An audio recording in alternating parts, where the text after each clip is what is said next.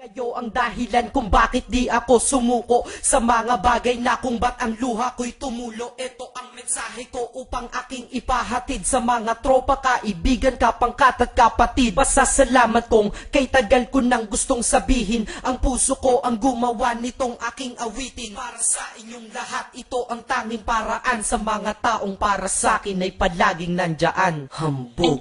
Kayo ang dahilan kung bakit di ako sumuko sa mga bagay na kung ba't ang luha ko'y tumulo. Ito ang mensahe ko upang aking ipahatid sa mga tropa, kaibigan, kapangkat at kapatid. Pasasalamat kong kay tagal ko nang gustong sabihin, ang puso ko ang gumawa nitong aking awitin. Para sa inyong lahat, ito ang tanging paraan sa mga taong para sa akin ay palaging nandyan. Upang ako'y mabigyan ng kalakasan ng loob at manatili na nakatayo at di patataob na kahit na anumang pagsubok na nagdadatingan. Di ako takot pagkat alam kong may malalapitan. Pag ako ay mayroong problema na dinadala, akala ko ako'y nag-iisa, ngunit hindi pala. Alam nyo ba kung bakit?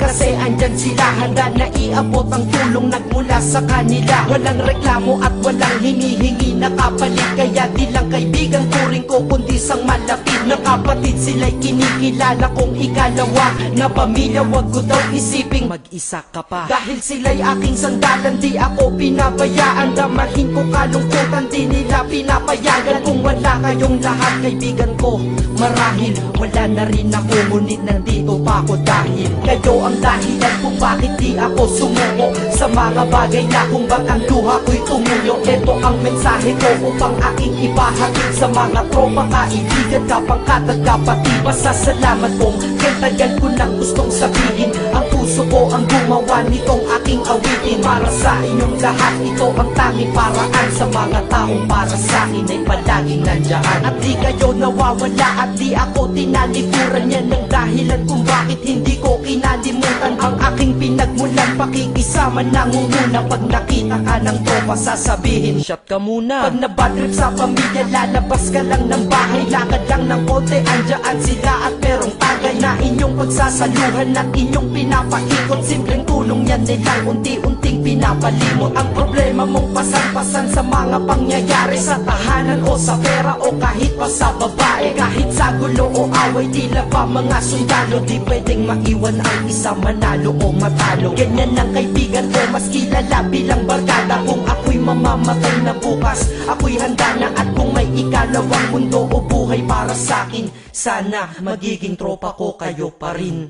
Kayo ang dahilan kung bakit di ako sumuko sa mga bagay na kung ba't ang luha ko'y tumulo. Ito ang mensahe ko upang aking ipahatid sa mga tropa, kaibigan, kapangkat at kapatid. Pasasalamat kong kay tagal ko nang gustong sabihin, ang puso ko ang gumawa nitong aking awitin. Para sa inyong lahat, ito ang tanging paraan sa mga taong para sa akin ay palaging nandyan. Kaya ako'y kontento na dahil kayo'y naging parte ng buhay ko. Sa kabutihan nyo, paano ko gagante? Magtatawagan ng mga tropa, kita-kita lang sa kanto. Pagkatapos didiskarte ng pitselyosi at baso, papaikot ang sombrero para mag-ambag ang tropa. Kahit 20 pwede na, basta lamang makatoma.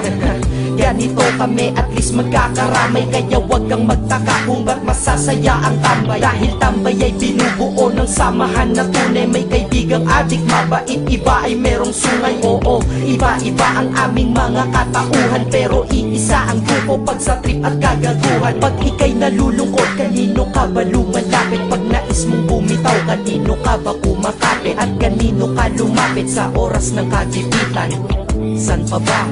Diba sa kaibigan? Kayo ang dahilan kung bakit di ako sumuko sa mga bagay na kung ba't ang luha ko'y tumulo. Ito ang mensahe ko upang aking ipahatid sa mga tropa, kaibigan, kapangkat at kapatid. Pasasalamat kong kay tagal ko nang gustong sabihin, ang puso ko ang gumawa nitong aking awitin. Para sa inyong lahat, ito ang tanging paraan sa mga taong para sa akin ay palaging nandyan. Salamat.